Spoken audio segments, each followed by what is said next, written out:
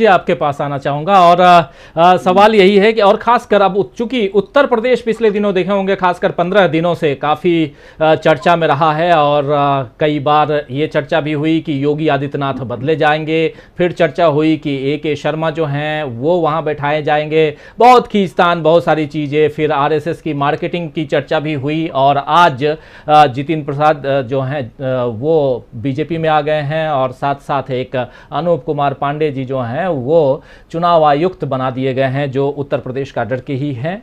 मतलब दो ब्राह्मणों की एंट्री आज हुई है, एक पांडे जी जो आयुक्त बनाए गए हैं और दूसरे जो हैं वो कांग्रेस से भाजपा में चले गए हैं। हालांकि पिछला कार्यकाल, पिछला कुछ साल जो है वो जितिन प्रसाद के लिए ठीक नहीं रहा है और उनको हार ही हार नसीब हुई है, खासकर 2014, 2019, उसके बाद अभी पार्षद का चुनाव उनकी भाभी जी लड़ी थी, वो भी हार गई। जनाधार वैसा बचा नहीं है जैसा उनके पिताजी का था वहाँ पे।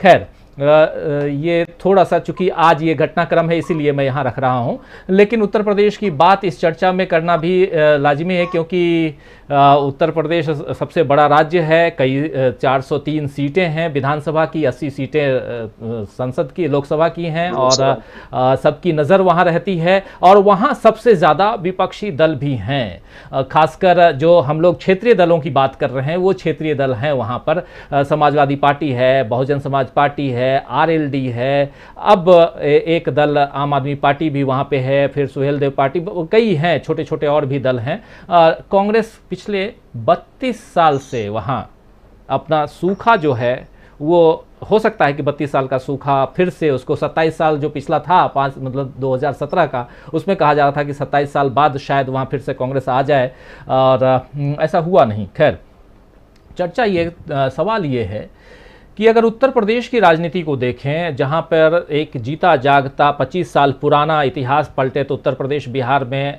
ऐसे छोटे छोटे दलों का उदय होता है। बिहार में भी जाएं तो आरजेडी और उसके बाद फिर नीतीश कुमार की पार्टी जेडीयू, पहले जनता दल उसके बाद जेडीयू, ये सारी पार्टियां हम देखते हैं।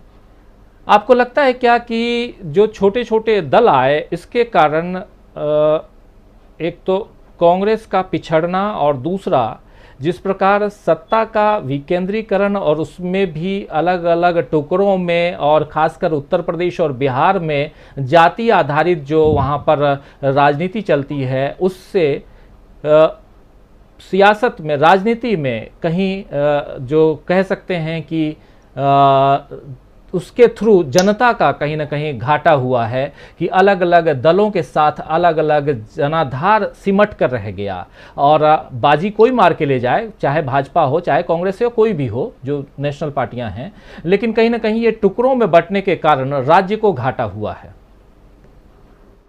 वो आपने सुन रखा होगा राजीव जी के, इतने टुकड़ों में बट गया हूं मैं, मेरे हिस्से में कुछ बचा ही नहीं।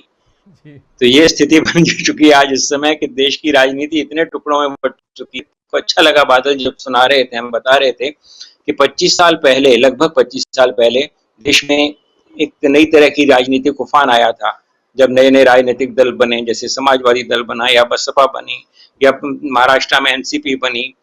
तो वो एक समय था जब पंख फैलाने शुरू किए थे छोटे छोटे पक्षियों ने अपने।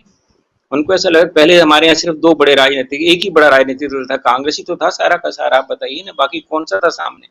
कांग्रेस के सामने कोई भी नहीं था। उसी महादल में से फिर अब टुकड़े बढ़ते गए और सारे के सारे राजनीतिक दल हमारे सामने आए। तो ये जो 25 साल पहले या चौथाई शती कहना चाहिए उसको, चौथाई शती पहले जो इस देश में एक बदलाव आने की शुरुआत हुई थी, कुछ और नए राजनीतिक दल बने, तो मुझे लगता है कि वो समय था जब हम थोड़ा सा और, अगर ये राजनीतिक दल चलाने वाले जिन्होंने शुरू किए थे छोटे छोटे, जैसे मुलायम सिंह यादव या लालू प्रसाद यादव, ये जमीन से जुड़े हुए नेता थे हमारे। इनका अंत में कहाँ हुआ जाकर के, उसकी बात मैं नहीं करना चाहता हूँ कि वो कहाँ जाकर के पहुंचे हैं, जहां से शुरू हुए थे। वो एक जमीन से जुड़ी हुई नई राजनीति थी, एक नई तरह की राजनीति थी लालू प्रसाद यादव की। ऐसा ही नहीं था कि लालू प्रसाद यादव सिर्फ लल्लू ही थे, नो, ऐसा नहीं था। जैसे उसी तरह से जैसे हम आज हमारे राहुल गांधी सिर्फ पप्पू नहीं है, वो उन्होंने बता दिया पिछले कुछ दिनों में, जिस तरह की उन्होंने सुझाव दिए सरकार को और बाद में हमारी मोदी सरकार ने उन सुझावों को स्वीकार कर लिया। तो ये जो परसेप्शन बना दिया जाता है नेताओं के साथ में मैं समझता हूँ उससे थोड़ा उभरना होगा। और समाजवादी दल जैसे या बसपा जैसे पार्टियों के पास, इनके पास वो थी, सामर्थ्य था, इनमें संभावनाएं भी थी कि ये पार्टियां बड़ी बन सकती थी। एनसीपी को मैं इतने बड़ी नहीं मान सकता, क्योंकि एनसीपी के पास में कोई राजनीतिक आधार नहीं था अपना, उन्होंने कुछ सोचा नहीं था, कोई जिससे कहते हैं ना कि सैद्धांतिक आधार कोई नहीं था, और आज भी नहीं है उनके पास सैद्धांतिक आधार। वो सिर्फ एक सत्ता की राजनीति करने वाली पार्टी बन करके रह गई है, उसी रूप में वो रहेगी भी। लेकिन मैं चाहूंगा कि कोई बसपा जैसी पार्टी या कोई समाजवादी पार्टी या कोई जनता दल जैसी पार्टी सामने आए और हमारे देश की राजनीति को एक थोड़ा सा बदलाव आने की मौका दिया जाए।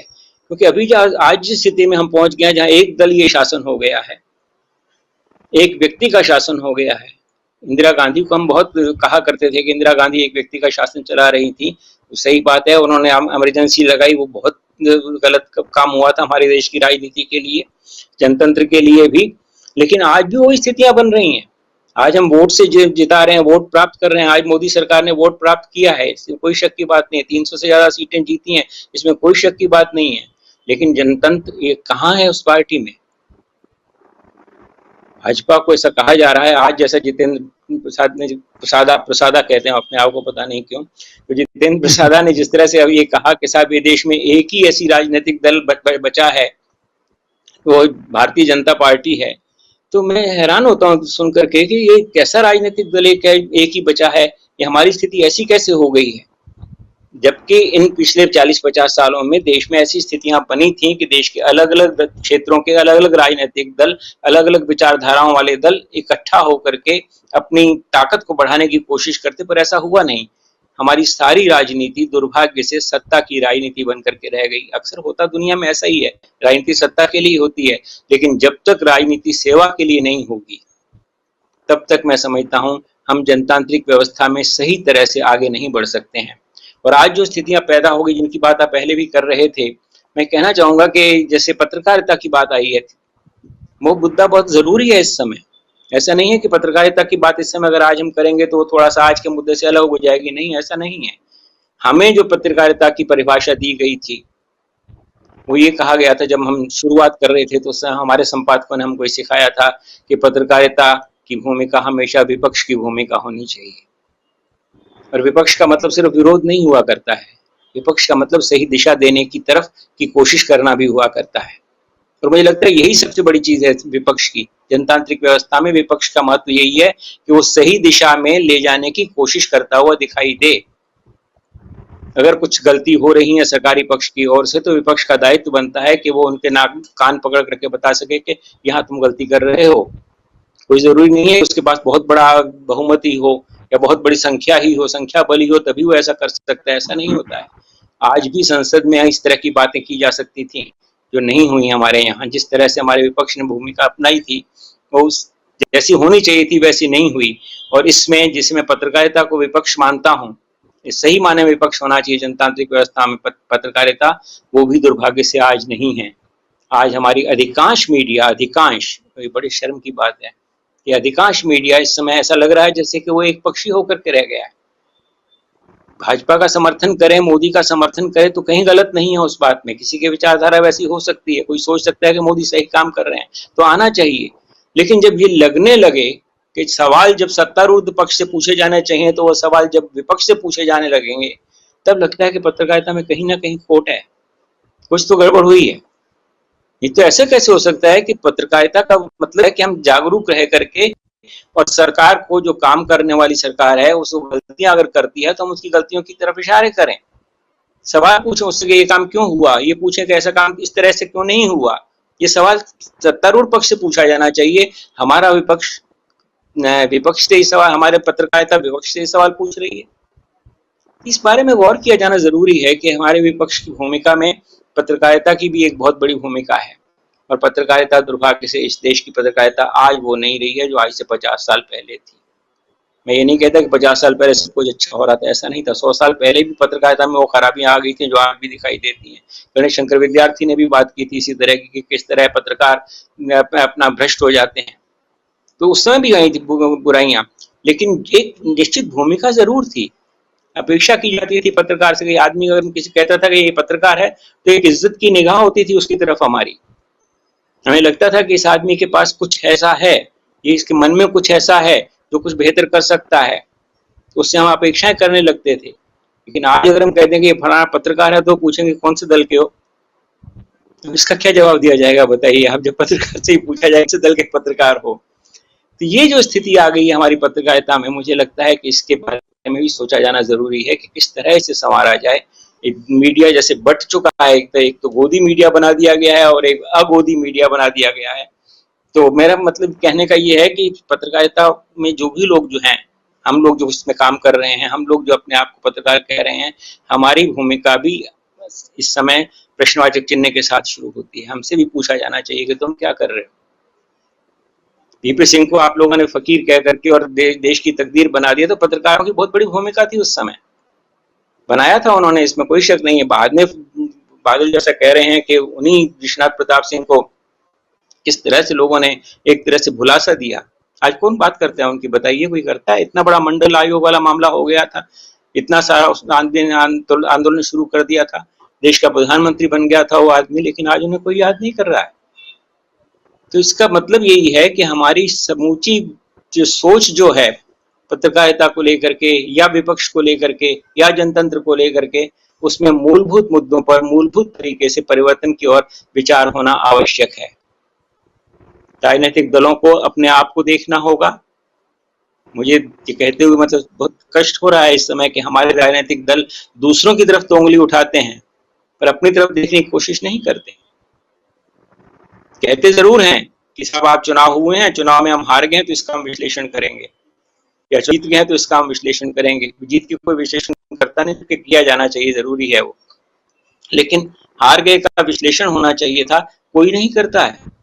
किस राजनीतिक दल ने किया है बताइए आप? पिछले चुनाव में 2019 के चुनाव में कांग्रेस पार्टी ने अपनी हार के लिए बिठाई थी जांच करने के लिए, आज तक उसकी रिपोर्ट सामने नहीं आई है, 3 साल हो गए। अगला चुनाव फिर से आने वाला है, तो होना तो ये चाहिए था ना कि कांग्रेस में वो चीज सामने आती कि कहाँ कमजोरियां रह गई हम में, कहाँ ऐसी कोई ऐसा रास्ता है जहां पर जिस रास्ते पर चढ़ करके हम लक्ष्य की ओर बढ़ सकते हैं अपने। लेकिन ऐसा कुछ नहीं सोचा गया, और आज जो स्थिति देश में बन चुकी है, मैं समझता हूं वो और दयनीय है, क्योंकि हमारे सामने कोई विकल्प है ही नहीं। हम देश की जनता को दोष दे सकते हैं कि साहब उसने एक ऐसे दल को शासन में क्यों सौंप दिया जिसकी विचारधारा बहुत पीछे की तरफ जाने वाली थी, क्यों ऐसे दल को शासन दे दिया गया जो हिंदुत्व की बात कर रहा है, हम जबकि धर्मनिरपेक्षता पर हमारा संविधान बना हुआ है। इस तरह कई बातें सवाल उठ सकते हैं, लेकिन उठता ही है कि दूसरा कौन है सामने, मुझे बताइए तो सही। किसके पास जाए मतदाता? वोट मांगने जब 4 जने आएंगे तब तो उसमें से सोचेगा ना कि ये कौन से, इसको दिया जाए या नहीं, इसको दिया जाए या नहीं। जब सब एक जैसे दिखाई देने क्या करेगा वो? तो हमारा दुर्भाग्य ये भी है कि हमारे पास एक विकल्प नहीं है।